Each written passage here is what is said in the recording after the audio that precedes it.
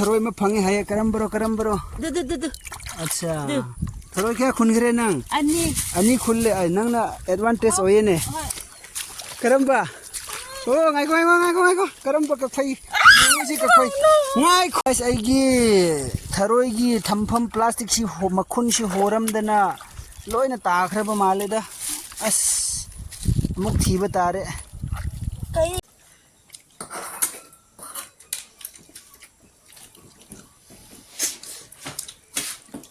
Hello मरुपसा ngasi akhoi vlog ama semjarak ke adudi akhoi egi nupi egi chanupa uthanel ga tharoi khunba chakadauri ngasi tharoi khunba chakani kanana yamna khunbra akhoi competition tawini aingon da plastic si leire sidele uthanel karai nangi plastic kanana khwai digi khunbra ngasi entertainment tawge hojik jengsi चटमिनरसी सिदा यही नुपी सी करे सिरा कफाई Koeman बगी सी ngo हो सांग बा हपलगा लैसे हां सी येंगसी हवे खोय कुंबा होरगे लौबुकता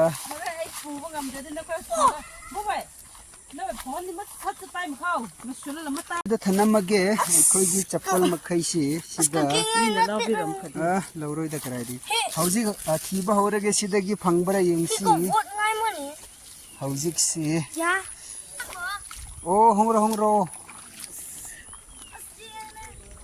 थरोई सी याम तांगी अमा फा उद्री थरोई सी लौबुक सी इसिंग सु याम मोटले दुगी मरमना एखोई सी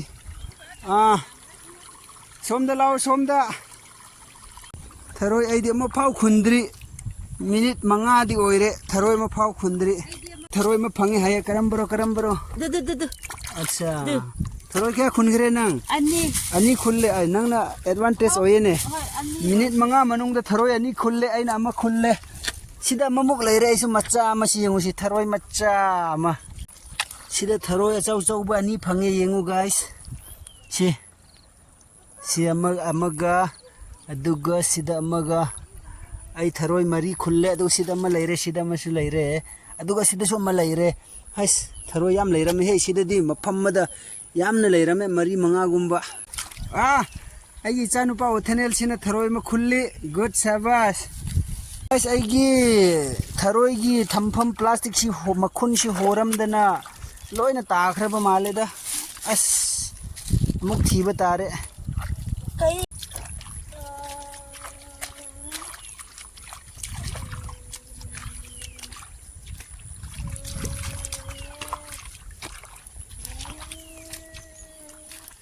सी थरोई खुनबसी याम वाई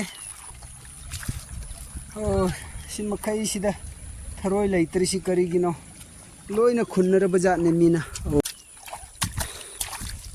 ओ अमा फंगरे सिदा मा लैरेसी सिदा चाउबा मा लैरेसी सी चिली सी याम कीद्रो इदि याम की जिग येंगसी कनाना ख्वाइदगी यामना खुनखरबनो खितंग इसा की थरोई गिदो लौथो येंगसी कराय नंगिदो आइगिरो लौथो येंगे सी आइगी नुपी गिनी थरोई सी येंगसी हाय सिमु खुल्लबो येंगे मरक येंगुसी थरोई खुल्लिसी आइगी मुक लौथोक पिउसी सिना आइगिनी लोय लौथो नंगिदि यामदे है सिदि यामदब्रो यामब्रो को दुदसु तारे अनि हुम येंगुसी आइदि संगसंगी को माइदि सी आइगी अनि सु यावरी बनि हे येंगुसी मयाम सा येंगिउ आइगिना यामब्रा नत्रगा आइगी नुपीगिना यामब्रा थरोइसी आइदि यामने खोइनि खुल्लिसी माइदि एकदम प्रूफ लेरनी कमेंट्स तौबिरो थरोइसी ओथनेल पुरो नंगी करमबरा येंगे हाय हंसरो पुरो नंगी थरोइ क्या खुल्ले बगे येंगे चलो लौथोरो सिदा येंबियो आयेंगो सी हौजिक अमुक सेकंड राउंड दा पुंग मखाइ मुक ठीकीगे दुगा कनाना ngambagरा येंगे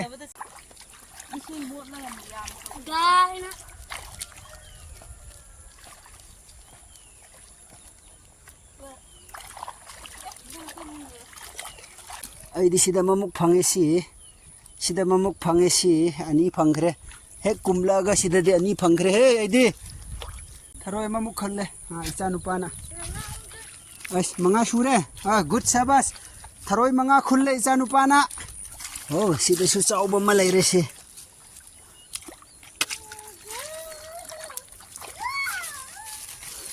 Kariro. Kakphai. Ai ginu pi kakphai ka ba hore. Aya. Homo. Karamba kakphai. Karamba. Oh, ngai ko. Karamba kakphai. Si kakphai. Ngai ko. Kai chakre. Oh, sida leire se. Oh, kakphai ki bisi loire ai ginu pi na yengu se. Ai gi khut ta lai se. Si kakphai si lengu si kana kibage kakphai yengu si ai nupi gi magi phurit ta paklam bagi wani ne si loire tharoi sida mamuk phange si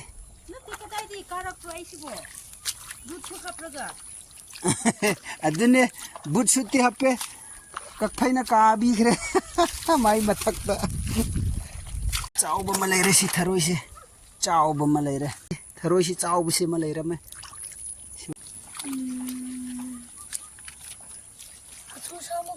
Nima, ani mo? Oh. Luitro. Askasi. Soksol kecil tiliat pa. Ba bre ba, isi desu yung si icanu pa na si chau basi khun ba kiwa loire si desu malaire si. Ngak pane tharoi chauman bagi ko ki hai madu. Ngak pane tharoi. Ai gi angang si yung si tharoi su kiri ba. Tharoi su khunning ba. Tharoi si tang di tangi ngasi si. Nina loy na khunba loira bra natraga watli bra matam si sida ma leire sidi amma khulle hojik phangbro ai chan pa hi tan ba ngamdre somda lao hinti horo ai marupsa ai khogi chan pa si tharo yam khundre adugi maramna ma budi khanghal loi ko kitang yelaga ma bu khara lau halani duga horen ma du harau hansi ma du kayam khulle haiba matam du kitang ut hansi ba du natra di nungai roi bai thame dudi fajana khullu noi ni si competition ni ko buboi kya phangkhra gi horen check tau batare mama su kya khulle ba check tau batare hauji ga khoi competition sida yenglani khoi kanana khoi digi yamna khunbage ngasi tharoi si yengsi ko sida khada thamu yenge kwai dagi han bada aigi nupi gi yenge tharoi khulisi aigi nupi na tharoi khulisi kyamu yambra wah ngasi aigi nupi na tharoi khulisi yame ba khumin si somda yengo do harau bro tharoi khulisi khawai si gada ure wah othanel gi yengsi aigi chanu pa gi wah masu yamna khullame ai yengo sida harau bro wah yengo mayam sa othanel na chanu pa na last day ki yeng si ko sida ai ki si ne ai ki si lairi sida si yengo ai ki chanu pa na huran masare si yengo si kanana khwai gi yamna khunba ge mayam sa yeng biu si sina ai gi oire sina ai gi nupi gi na khunba sina ai gi chanu pa othanel khwai gi yam si angang oibini na othanel na khulle mana winner oiba malle ga sidi ko wa othanel som de yeng biru Hey, somda yengbiru. Wah, mana winner oire. Guys, ngasi khoi tharoi khunba se si phauba loisin jarage. Ngasi tharoi loi pulhal laga amak pura ge chara amadi khungre. Icha nupa na chaning man bagi. Khoi na ngasi khulli bani ngasi mana exam loi bagi. Ai si su leiri nei tharoi du yengu si. Khunba chatse Hoi chatse hai bagi. Madiyam khunning ba khunbadi hai. Do khunbadi hai ta ba do se khoi na khulle. Si yengu si lam si da khulli bani loi na aimol chingnang hutta. Ikoi ngarang tharoi khunba loiraga kakpa loiraga nongma tingaga aduga hojik si thongna ai hoi chen sari bini si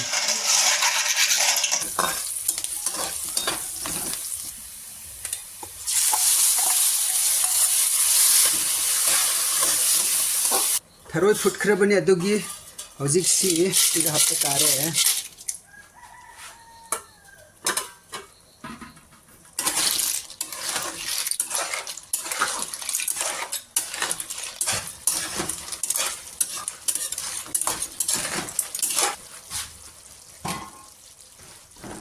Aku dah mali he.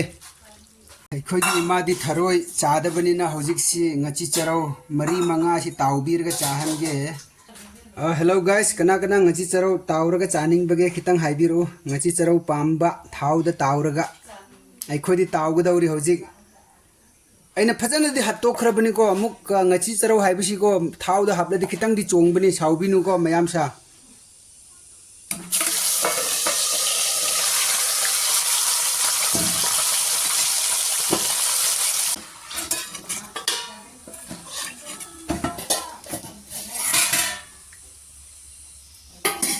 ꯍꯧꯖꯤꯛ ꯑꯩꯈꯣꯏ ꯊꯣꯡꯕ ꯍꯧꯔꯦ ꯁꯤ ꯉꯆꯤ ꯆꯔꯧꯁꯤꯅ ꯏꯃꯥꯒꯤꯗꯃꯛꯅꯤ ꯑꯗꯨꯒ ꯁꯤ ꯆꯝꯐꯨꯠ ꯑꯃ ꯂꯩꯔꯦ ꯑꯗꯨꯒ ꯊꯔꯣꯏꯗꯨ ꯉꯁꯥꯏ ꯉꯔꯥꯡ ꯈꯨꯜꯂꯛꯄꯗꯣ ꯉꯁꯤ ꯇꯥꯎꯔꯕꯅꯤ ꯐꯖꯅ ꯉꯧꯔꯕꯅꯤ ꯑꯂꯨꯒ ꯑꯗꯨꯒ ꯃꯨꯊ꯭ꯔꯨꯕꯤꯁꯨ ꯌꯥꯎꯕꯅꯤ ꯍꯥꯎꯒꯗꯧꯔꯤꯁꯤ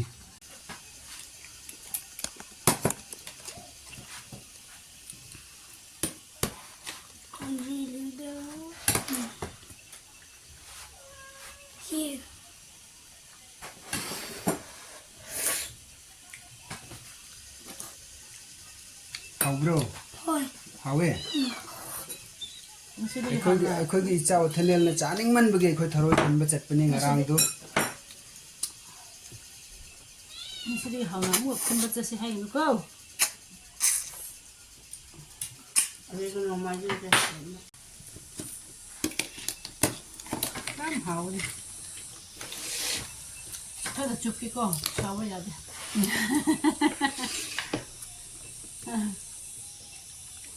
ꯑꯂꯨꯝ ꯍꯦꯀꯣ Mình nên trộn ha, trộn làm thế.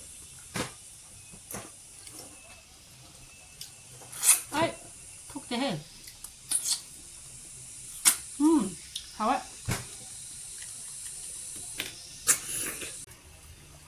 Khen thế đang kẻ, hay lẽ thay kẻ, cái cọ nó căng lắm mà.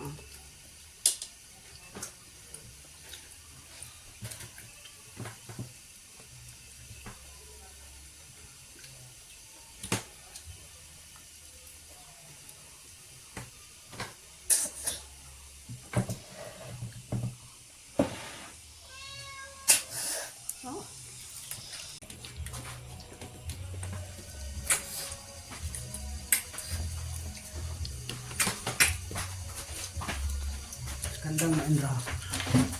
Yeah.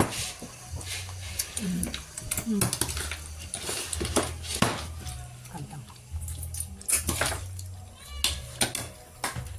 Aisu chaba horaga yenge tharoi si ahanbada amma chupke.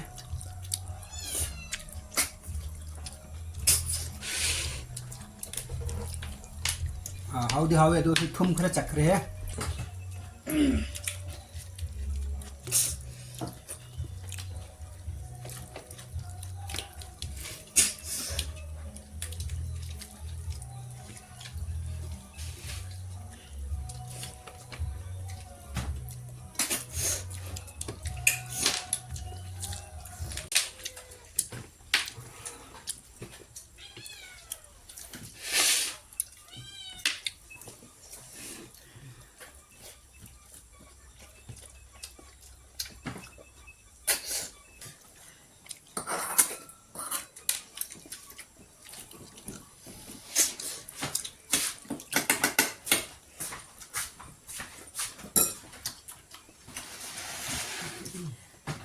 Ngang sang thùng.